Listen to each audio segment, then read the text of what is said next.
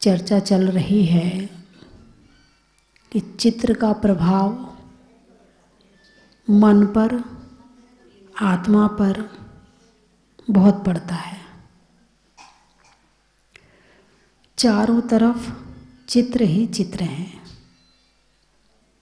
पुराने समय में चित्र बहुत कम होते थे क्योंकि पेंटिंग के अलावा दूसरा जरिया चित्र बनाने का नहीं था। लेकिन वर्तमान समय में चित्र के लिए बहुत सारी मशीनें हैं, कैमरा है, मोबाइल है, खींचे जाओ हैं।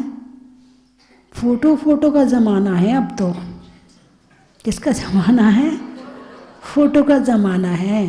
और यहाँ तक कि एक जो आप मोबाइल चलाते हो उसमें एक फेसबुक भी होती है। क्या होता है? चेहरा। और बुक यानी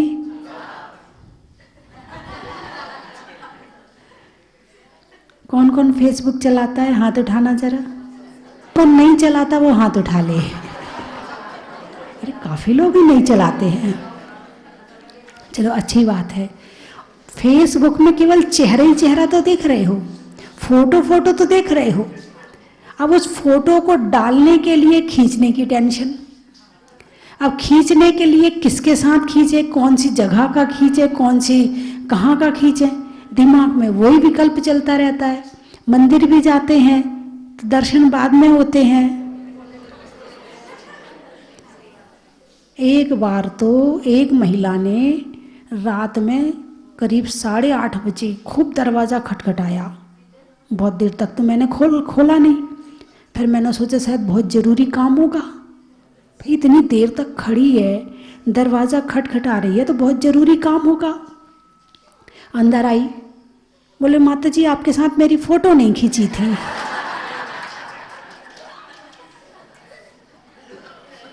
मैंने कहा हद हो गई, पागलपन की भी हद हो गई कि माता जी के साथ फ़ोटो खिंचवाने के लिए माता जी को डिस्टर्ब किया, उनके काम को डिस्टर्ब किया, उनको डिस्टर्ब किया। दरवाज़ा इतनी देर तक खटखटाती रही, विकल्प करती रही, करवाती रही, और उसके बाद में किस लिए? मात्र 0 रिजल्ट एक फ़ोटो के लिए।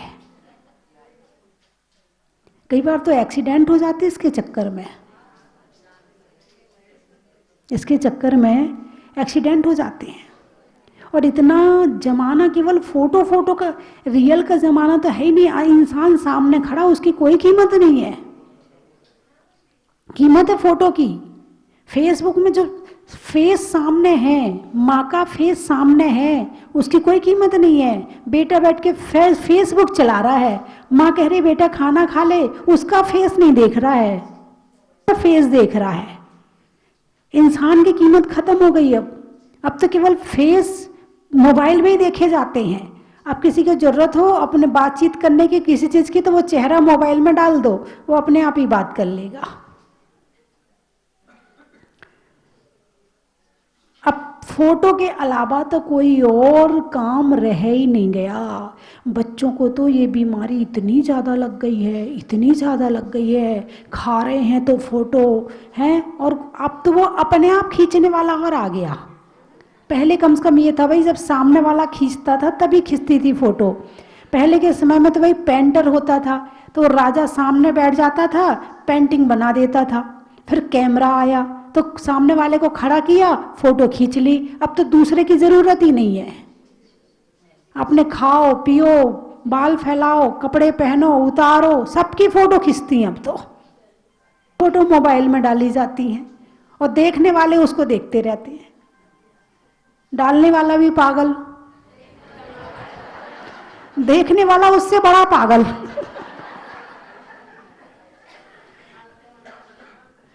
मतलब केवल फोटो देखने से क्या हो रहा है, लेकिन हो रहा है, कुछ तो हो रहा है। यदि नहीं हो रहा होता तो लोग नहीं देखते। हो रहा है। वो इसलिए नहीं देखता कि तुम अच्छे लग रहे हो, वो इसलिए देखता है कि तुम अच्छे क्यों लग रहे हो ताकि मैं भी अच्छा बन सकूं। इसने फोटो कैसी खींच के डाली ताकि मैं भी अपनी डाल सकूं। और इस चक्कर में 24 घंटे फोटो खिंचती रहती हैं, हर घंटे फोटो, हर मिनट में फोटो। बिहार होता तब देखो, माता जी 1 मिनट, माता जी 1 मिनट खड़ी हो जाओ, भाई बात क्या है। अब तो साधु को भी नहीं छोड़ते, वो चल रहे हैं तो उन्हें खड़े कर करके फोटो खिंचाई जाती है। इन चित्रों से कुछ नहीं होगा। ये चित्र केवल एक आकर्षण का केंद्र है, केवल देखने दिखाने में है, लेकिन जिन चित्रों से शिक्षा मिलती है उन चित्रों को तो देखते ही नहीं है। शादी होती है, एल्बम बनती है, अरे बोलिए ना, बनती है ना, है उसमें पहले मम्मी पापा के साथ, फिर पापा के साथ, फिर मम्मी के साथ, फिर मौसा के साथ, फिर मौसी के साथ, फिर सबको बुला बुला के अलग अलग फोटो खिंचवाई जाती है।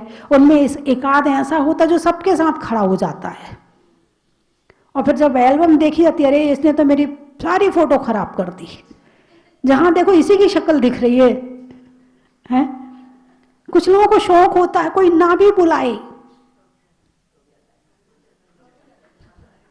हाँ होता है, बड़ा पता नहीं इस फोटो का, इस चित्र का इतना आकर्षण क्यों है।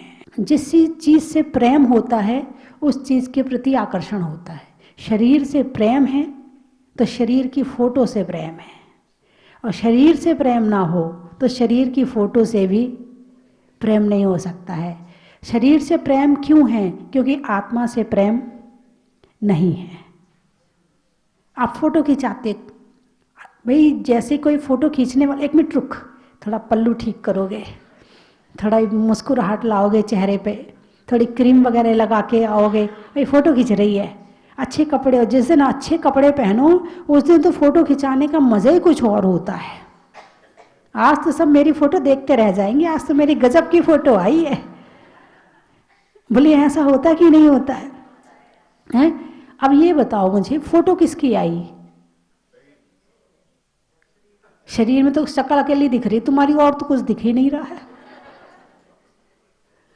फोटो तो कपड़े की आई, यहां तक कपड़े पहन लिए आपने, सिर भी ढक लिया आपने, है? या तो इतने हाथ दिख रहे हैं या इतना मुंह दिख रहा है, फोटो कहां बची?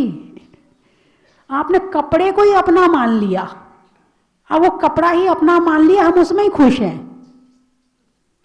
तो ये फोटो जो देखनी चाहिए वो देखते नहीं हैं, जो नहीं देखनी चाहिए वो फोटो देखते हैं। अब तो जो आने वाली पीढ़ी है, चलो आप तो फिर भी बड़े उम्र के हो गए हैं, इतने समय के बाद आपको मोबाइल मिला है तो आपको इतना आकर्षण नहीं है लेकिन उतना नहीं है जितना बच्चों के अंदर में है। अब वो पैदा होते ही मोबाइल लेके पैदा हुए हैं, तुम्हें तो अब मिला है, अभी 1-2 साल पहले ही, जब से वो जियो आया है।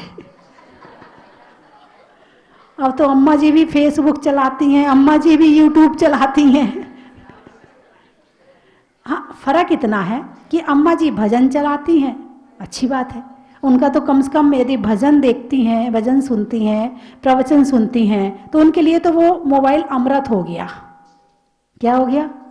अमृत हो गया। लेकिन जो 24 घंटे केवल उल्टी सीधी चीजें देखता है, प्रवचन से आकर्षण ही नहीं है, जिसका भजन में आकर्षण ही नहीं है, केवल गाने सुनता है और दुनिया भर की चीजें देखता, केवल यही नहीं देखता, बाकी सब देखता है। लोग तो मोबाइल का दुरुपयोग कर रहे हैं, सदुपयोग नहीं कर रहे हैं। तो पहले के समय में मोबाइल नहीं थी, टीवी भी नहीं थी, आपने तो अपने बचपन में टीवी भी नहीं देखी होगी, टीवी भी आपके बड़े होने के बाद आई है। तो आपकी आंखें, आपका शरीर मजबूती से हो गया, उसके बाद आपको ये चीज मिली है। अब वो छोटा सा बच्चा, ना उसका दिमाग मजबूत हुआ, ना आंखें मजबूत हुई, ना उसका बढ़ाव पूरा हो पाया, उसके पहले उसके हाथ में मोबाइल आ गया।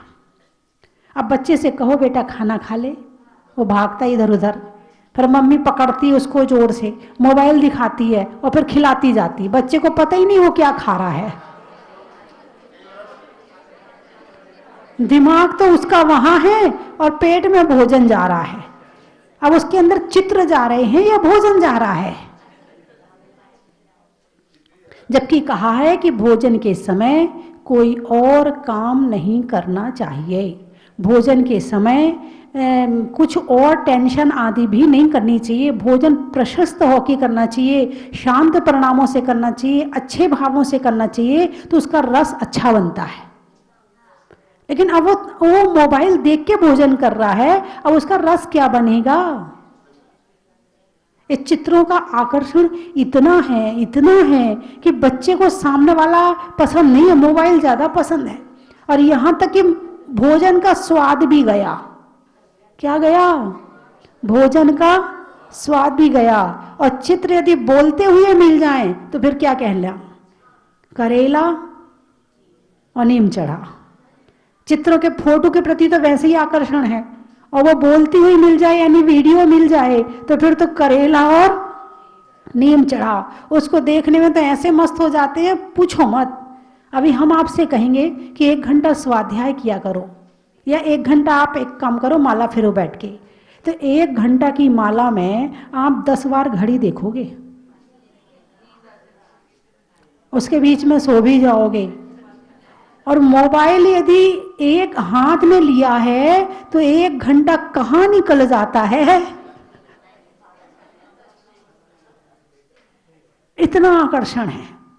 तो इसके आकर्षण को कम करो। जितना कम होगा उतना आप खुद से जुड़ोगे, और जितना मोबाइल से जुड़ोगे उतना आप अपने आप से दूर होगे। हालांकि मैंने पहले भी बताया है कि मोबाइल अकेले आपको बुरी चीज़ नहीं दिखाता है। उसमें समय सार के प्रवचन भी हैं, उसमें तत्वार्थ सूत्र भी है, उसमें सहस्र नाम भी है, उसमें अच्छे अच्छे भजन भी हैं, उसमें आध्यात्मिक भजन भी हैं, उसमें बच्चों के लिए जो वीडियो होती वो 24 तीर्थंकर का जीवन परिचय भी है वीडियो के रूप में। मैना सुंदरी की पिक्चर भी है उसमें, सोमा सती की भी है, चंदनवाला की भी है। आप देखना चाहो, बच्चों को दिखाना चाहो तो उसमें अच्छी चीज भी है। लेकिन वो तो पता ही नहीं, यही नहीं पता कि उसमें ये भी है। अभी पूछ ले, इतने लोग बैठे हैं, वो एक ही बात कहेंगे, हमें तो पता ही नहीं इसमें ये भी है। और चीजें तो बहुत सर्च करते हो, कभी ये सर्च करके देखा? दुनिया भर की चीजें सर्च करते हो, मगर इसको सर्च नहीं किया होगा कि मैना सुंदरी की कोई वीडियो मिल जाए, चंदनवाला की मिल जाए, है सोमा सती की मिल जाए, मनोरमा की मिल जाए। उसमें सारी वीडियो है। वहाँ जो इंदौर से बना के डाल रहे हैं, वो आई थी मेरे पास में, उन्होंने बताया, बोले माता जी मैंने बहुत सारी वीडियो बना के डाली हैं, लेकिन देखने वाले देखते नहीं, उन्हें तो और उल्टी सीधी चीज़ें पसंद है। ये पिक्चर की चीज़ें देख लेंगे, और चीज़ें देख लेंगे। तो आप लोग ऐसा कर सकते हो क्या कि अपने बच्चों को जैन धर्म की वीडियो दिखाएंगे? ऐसा कर सकते हो क्या? अरे बोलिए ना, कौन कौन कर सकता है? हाथ उठाकर बताओ। सर्च करना तो आपको आता ही है, अच्छे अच्छे से उठाइए हाथ ना। कौन कौन देख लेगा? हाथ उठाओ। बहुत बढ़िया। जो टीवी में सुन रहे हैं वो भी उठा लें। बहुत अच्छा।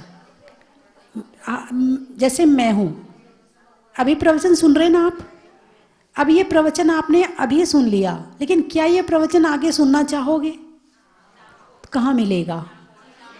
अरे वो टीवी में भी मिल जाएगा शाम को 5:40 पर, और मोबाइल में भी यूट्यूब चैनल है ना भाई। आप कहीं से धर्म करो। पहले के जमाने में धर्म करना बहुत कठिन था। सुनिए, पहले जमाने में धर्म करना बहुत कठिन था। मुनिराज जंगल में रहते थे, प्रवचन सुनना हो तो जंगल में जाओ, और वहाँ फिर भी मिले ना मिले ये कोई जरूरी नहीं था। और अब इस जमाने में धर्म करना सबसे ज्यादा सरल है।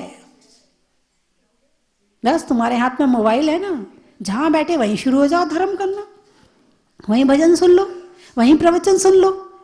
पहले तो मुनिराज बड़ी मुश्किल से मिलते थे प्रवचन देने के लिए, लेकिन अब तो बाई चांस आपके टोंक में यदि मुनिराज नहीं है, माताजी नहीं है, तो मोबाइल तो है ना आपके पास में, खोलो और सुन लो।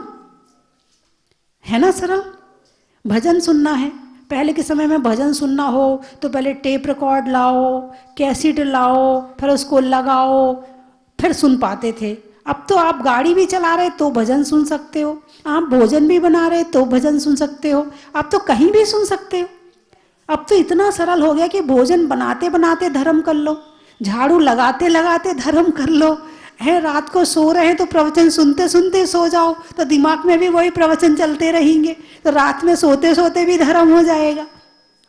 आपस में भी चर्चा करो तो धर्म की कर लो। मतलब ये समय इतना अच्छा समय है धर्म करने के लिए कि इससे अच्छा समय मुझे लगता है कभी था ही नहीं, यदि चाहो तो। चाहो तो बाकी तो दुनिया एक बाजार है, मोबाइल एक बाजार है, चाहे जो खरीद लो, बुराई भी खरीद लो, अच्छाई भी खरीद लो, निंदा भी खरीद लो, निंदा भी खरीद लो, प्रशंसा भी खरीद लो, धर्म भी खरीद लो, कर्म भी खरीद लो, पाप भी खरीद लो, पुण्य भी खरीद लो। मिल तो रहा पैसे में ना, फ्री में तो नहीं मिल रहा ना, पैसे तो देने ही पड़ते हैं। अब आप पैसे देकर पाप खरीदते हो या पुण्य खरीदते हो? अरे बोलिए ना, पैसे देकर पाप खरीदते हो कि पुण्य खरीदते हो? हाँ, कहने में भी डर लग रहा है। पहले के समय में घर में भी बड़ा लोगों का क्रेज रहता था कि अपने घर में भगवान की फोटो लगाएं, बड़ा क्रेज रहता था।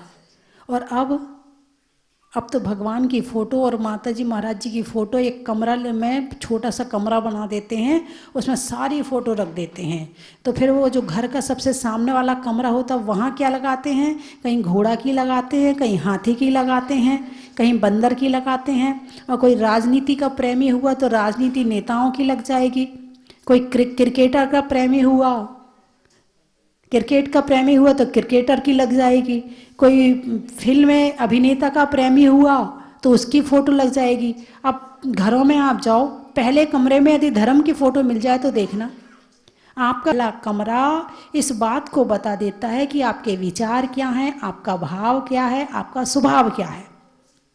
यदि आपके घर के पहले कमरे में, जो सबसे घुसने वाला कमरा है, वहाँ पर यदि भगवान की, गुरुओं की फ़ोटो मिल जाए तो समझना कि ये घर धर्मात्मा है, ये घर धर्मात्मा का है। और राजनेताओं की मिल जाए समझना इसके घर में राजनीति होती है? और क्रिकेटर का मिल जाए तो समझना इसको खेल ही खेल पसंद है, जिंदगी को खेल बना देगा, जिंदगी को ढंग से जी नहीं पाएगा।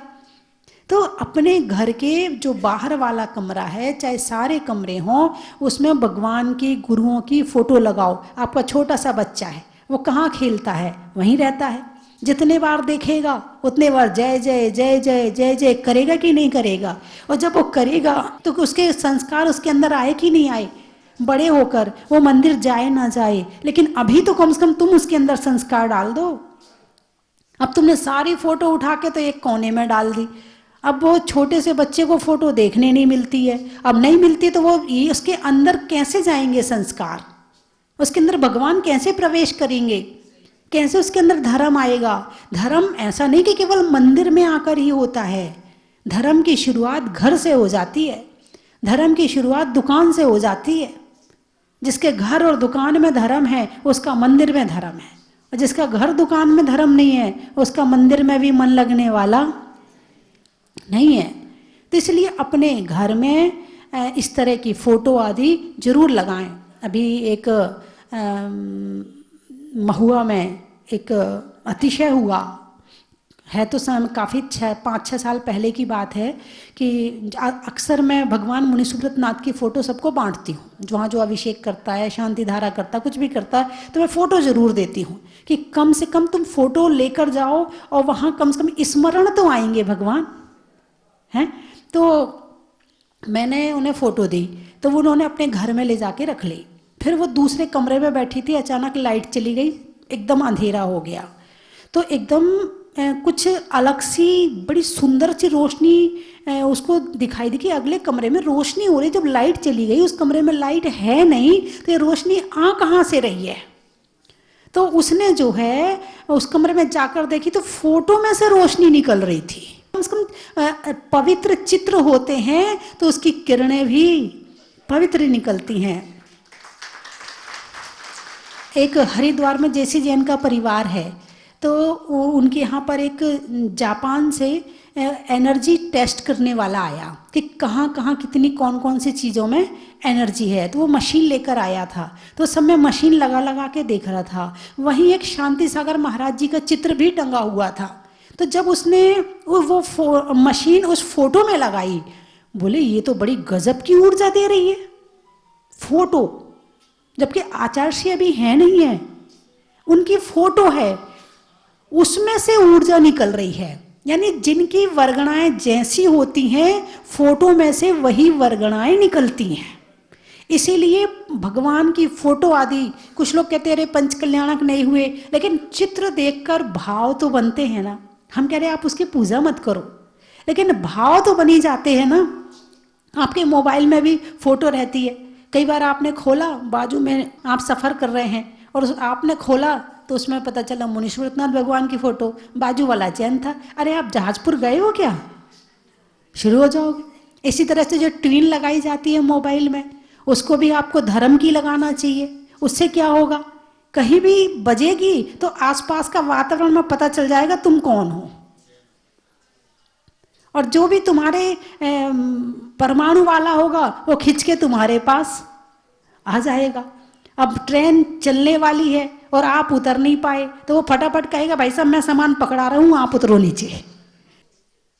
इसलिए घोड़ा गाड़ी की फोटो हटा के, हाँ लगाते ना, वो 5 घोड़े बने हैं, कहीं 4 घोड़े बने, कहीं घोड़ा दौड़ रहा है, कहीं 3 घोड़े बने हैं, कहीं कुछ और लगा है, कहीं कुछ और लगा।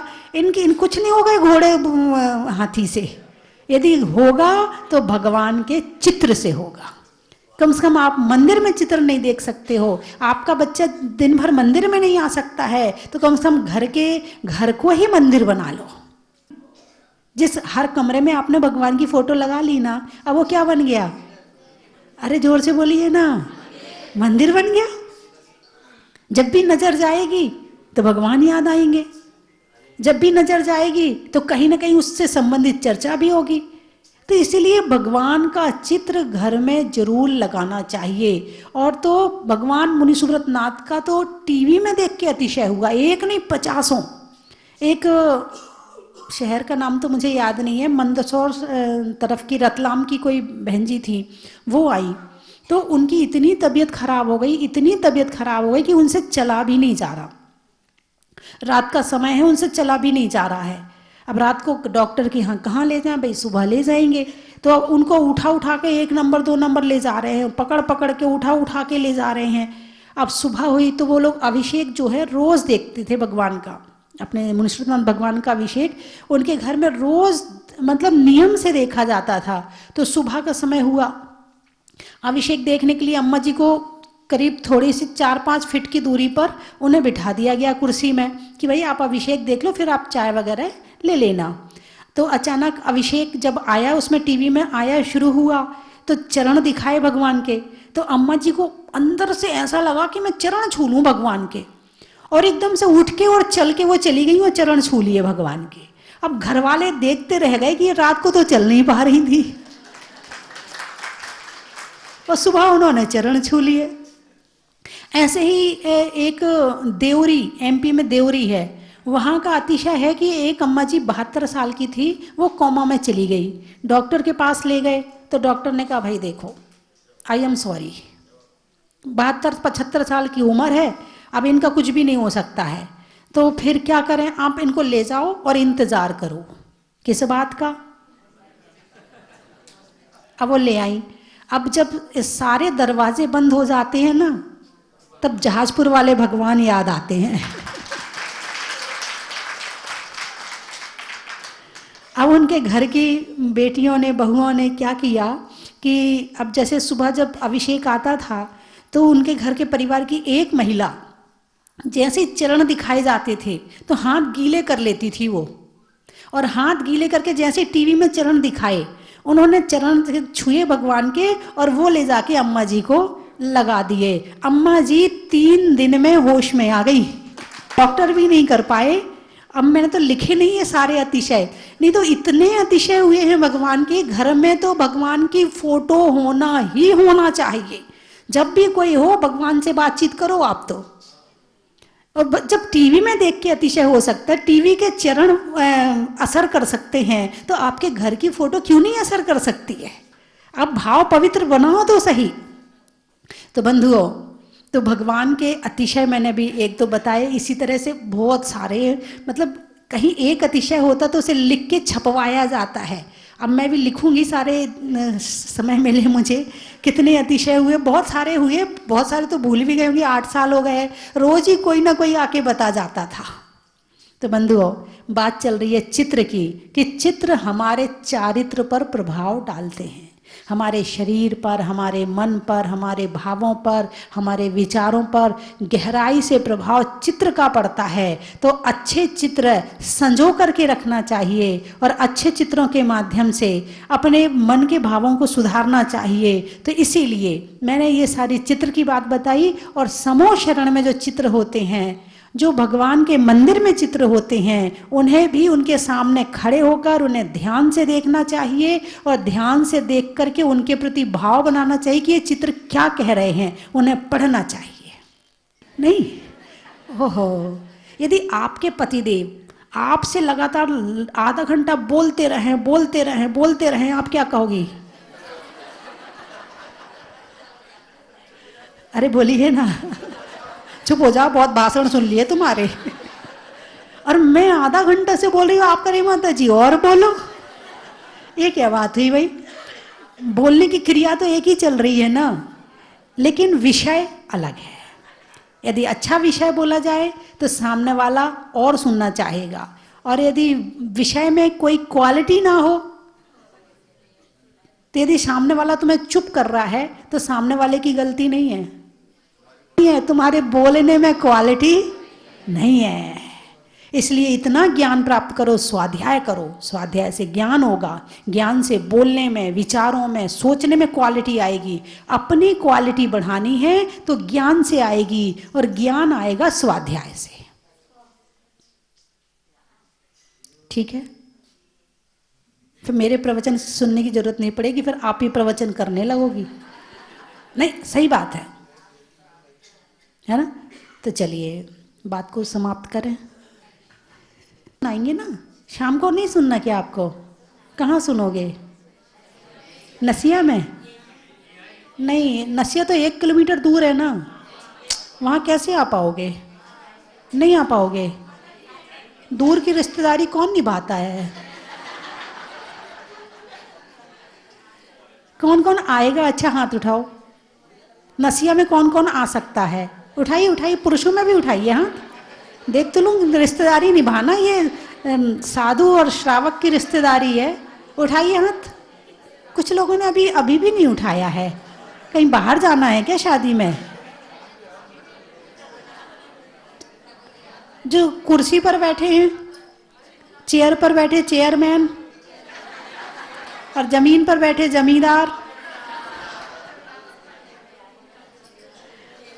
मनुष्यों में रसिया का, खेत में हंसिया का, और टोंक की नसिया का, अनाज में दाने का, इनाम में पाने का, नसिया में आने का। बड़ा ही महत्व है। मनुष्यों में मित्र का, बातों में विचित्र का, और देखने में अच्छे चित्र का। बड़ा ही महत्व है।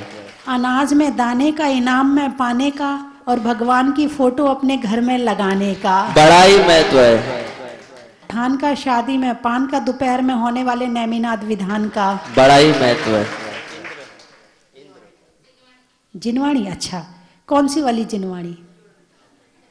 जो आपको भेंट करी थी उसकी है। बोलने में मीठी वाणी का, महिलाओं में साड़ी का, और स्वाध्याय करने में जिनवाणी का। बड़ा ही महत्व है। सलाइयों में सूजा का, मिठाइयों में गूजा का, और भगवान की पूजा का। बड़ा ही महत्व है। इंद्र, देवों में देवेंद्र का, करने में जय जिनेन्द्र का, और बनने में स्वधर्मेंद्र का। बड़ा ही महत्व है। बनने में लायक का, बनने में लायक का, और भगवान में दया दायक का, और बनने में यज्ञ नायक का। बड़ा ही महत्व है। कुबेर, फलों में बेर का, जंगल में शेर का, और बनने में कुबेर का। बड़ा ही महत्व है। और किसी को कुछ शब्द बोलना हो तो बोल सकते। शब्द है आपके पास? शब्द भी नहीं है, महत्व भी नहीं है, और शब्द भी नहीं, दोनों ही नहीं है आपके पास में। क्या पाया इस जिंदगी से आपने? बोलिए 24 भगवान की। और बहुत ही अद्भुत मूर्ति है। मैंने तो भारतवर्ष के सारे तीर्थ क्षेत्र किए हैं और विदेशों में भी गया हूँ जगह जगह, और भारतवर्ष में भी हर लगभग 99% मैंने सारे तीर्थ क्षेत्र, सारे मंदिर, सारे शहरों के मंदिर कर चुका हूँ। लेकिन भगवान की बहुत ही अद्भुत प्रतिमा है, और सो भी मुनीश्वर नाथ की, जो लोगों की एक धारणा रहती है शनिवार के दिन। और कल हम जब गेट पे घुस रहे थे तो एक हमारा बहुत बड़ा एक्सीडेंट होते होते बच गया। 3 लोग बाइक पे जा रहे थे, हमारी गाड़ी आ रही थी, मतलब वो बाल बाल बच गया। लेकिन एक और दुर्घटना हुई, मेरे बेटे का फ्रैक्चर हो गया। जैसे ही हम कार्यालय पे, वो एक स्टेप मिस किया और नीचे गिर, उसका पैर मुड़ गया। तो कल हम देवली में जाके 2-3 घंटे, पर वहां भी जैन डॉक्टर ही मिला मुझे। वहां भी एक जैन डॉक्टर हैं, अनंत जैन, तो उन्होंने ही उसका किया, सही है वो। तो काफी ये कोई बात नहीं है, तो चलो कर्मों का फल होता है। और अभी भी काफी सही है, कोई वो नहीं, बच्चा खुद आया चल के और दर्शन करके चला गया, तो इससे बड़ा सौभाग्य की क्या बात होगी। चलो यहाँ से हम भगवान से शक्ति लेकर ही जा रहे हैं। और बहुत सुंदर मंदिर, मतलब भारतवर्ष का सबसे अद्भुत मंदिर बनाया है माता जी ने, ये तो कहना पड़ेगा। बहुत ही अद्भुत मंदिर है, और ऐसा लग रहा है कि यहाँ बार बार आओ, हर बार आओ। और बहुत ही अद्भुत प्रतिमा है मुनीश्वरनाथ भगवान की। 1-2 बार आया था, जब प्रतिमा जी जमीन से निकले थे, प्रकट हुए थे, तब मैंने गिनती करी थी। मैं यहाँ 1 बार आ गया, मैं यहाँ 2 बार आ गया, 3 बार आ गया, फिर पता नहीं, सोचा भी नहीं था मैं यहाँ कब आऊँ, कैसा आऊँ, क्या करूँ। अब इतनी बार आ चुका हूँ, भगवान अपने आप बुला रहे हैं। यहाँ पे आके जो भी कभी कोई काम मन से बोला है, मन से भगवान के सामने विनती करी है कि ये प्रभु उसका काम ऐसा हो जाए, परिवार में उसके तकलीफ है, उस तकलीफ से बाहर आ जाए, उसके साथ ऐसा हो जाए। अपने लिए भली बाद में मांगा है, दूसरे के लिए मांगा, बट मेरा पहले हो गया, उसका भी हुआ है। और मतलब जो भी यहाँ मांगा करा, सब काम मेरे अच्छे हुए हैं। जब से यहाँ से जुड़ा हूँ, प्रभु की कृपा से सब बढ़िया से बढ़िया हो रहा है। तो आप लोग भी यहाँ पे ज़्यादा से ज़्यादा आता रहें, भगवान के चरणों में मस्तक झुका के जो भी अपने लिए मांगना है मांगें, सब आपका काम अच्छा होगा, सब बढ़िया होगा। बोलिए देवाधिदेव 1008 मुनि सुब्रतनाथ भगवान की जय। अब मैं एक वाक्य बोल रहा हूँ, उसमें आपको पीछे बोलना है, बड़ा ही महत्व है।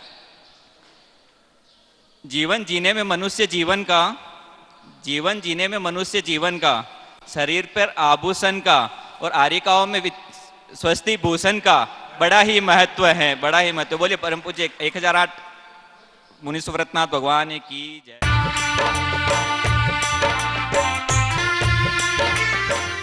चन की थाल को सजाओ रे आज, रत्नों की थाल को भर लाओ रे आज। आओ आओ करे रे गुणगान आरती भगवन की। आओ आओ करे गुणगान आरती भगवन की। आओ आओ करे रे गुणगान आरती भगवन की।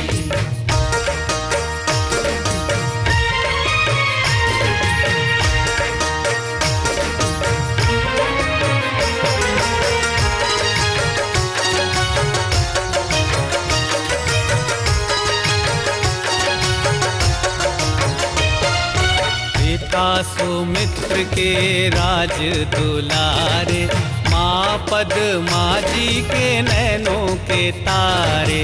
पिता सुमित्र के राज दुलारे, माँ पद्मा जी के नैनों के तारे। राजगृही में जन्म लियो आप, राजगृही में जन्म लियो आप। आओ आओ मनाए खुशी आज आरती भगवन की। आओ आओ करे गुणगान आरती भगवन की। आओ आओ करे गुणगान आरती भगवन की। परम विदुषी लेखिका गणिनी आरिका रत्न श्री 105 स्वस्ति भूषण माता जी जिन्होंने मात्र 20 वर्ष में 100 से भी अधिक किताबें लिखकर जैन समाज को अनूठा योगदान दिया है। बड़े बड़े विधान जैसे कल्पद्रुम महामंडल विधान, सिद्ध चक्र महामंडल विधान, इंद्रध्वज महामंडल विधान एवं विशेष जिनपद, पूजांजलि आदि महत्वपूर्ण साहित्य बहुत ही सरल व सुबोध शैली में लिखे हैं, जिसमें गद्य एवं पद्य साहित्य भी समाहित है। इन महान साहित्यों को पढ़कर आप भी अपने ज्ञान का विकास कर सकते हैं। साहित्य प्राप्त करने हेतु आज ही संपर्क करें। संपर्क सूत्र 7906062500 98683456768।